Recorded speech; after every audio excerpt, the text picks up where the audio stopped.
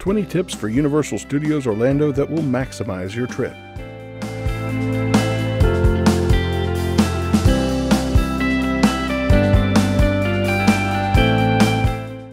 When you come to Universal Studios Orlando, it can be an overwhelming sensory experience. So how do you get the most out of your trip?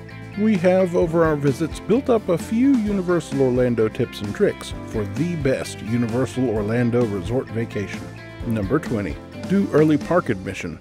The Universal Studios Orlando clientele, at least in our opinion, skews slightly older than, say, Disney World. At Disney, it's imperative to get young kids to the park early. At Universal, which doesn't have the same draw for smaller children, there's less of a crush at park opening. Number 19. Get to Diagon Alley in the morning. When you do your early park admission, get to Diagon Alley and the Wizarding World of Harry Potter. Diagon Alley won't be empty, but it will be far from crowded.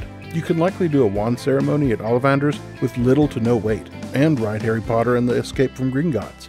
Number 18. Use early park admission at least twice. The early park admission is valuable enough that you should do it twice. First, to target Diagon Alley, and second, to target Despicable Me and the coasters. Number 17. Consider sailing if staying on site. If you're staying at a Universal on-site hotel, other than dockside or surfside, you can get a sail to the park instead of waiting on the bus. Boat transportation to the parks is available on-site at the Hard Rock Hotel, Lowe's Portofino Bay Hotel, Lowe's Royal Pacific Resort, and Sapphire Falls Resort.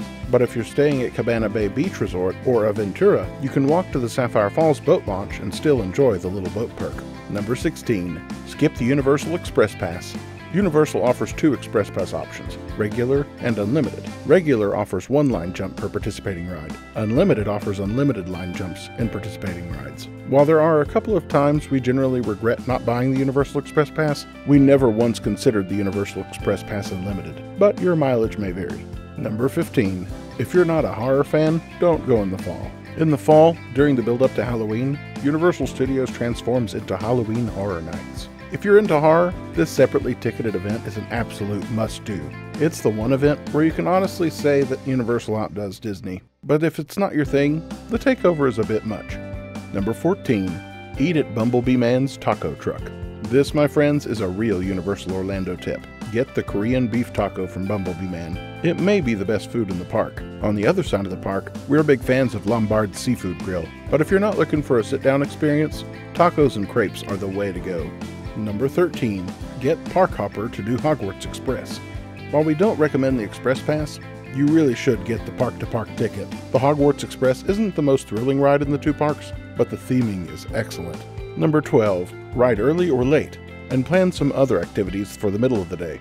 The best time to ride the rides are either early or late. Early is good before the families with older kids can drag them out of bed to get to the park. We find the middle of the day a great time to visit the shops, find a sit-down spot to eat, and try to knock out some of the character meet and greets. SpongeBob and Patrick are a must. Number 11. Be on the lookout for YouTube celebrities. There's an industry of people who make videos about the Orlando theme parks. Anytime we're there, we're looking for other folks talking into a fuzzy mic and carrying a better-than-your-average tourist camera. Number 10. Play DJ with the secret music menu on the Rip Ride Rockit coaster. The cool kids know there's a secret menu with songs that aren't on the official list. Ask a team member how to access the secret menu. Number 9. Make reservations in advance for CityWalk dining. CityWalk offers a lot of diverting dining options, but walking up can be a little difficult. But unlike Disney World, you can usually find reservations a day or two in advance for CityWalk. Number 8. Eat at Mama Delas Ristorante.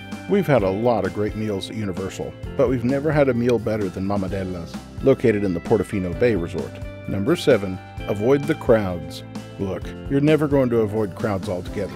You're gonna have to deal with a fairly large hunk of humanity, but you can zig while they're zagging. If you're not going to rope down Hagrid's, it can be a good idea to go to Universal Studios when Islands of Adventure has early admission. Number 6. Bring a snack. Universal allows you to bring a few things into the park if need be.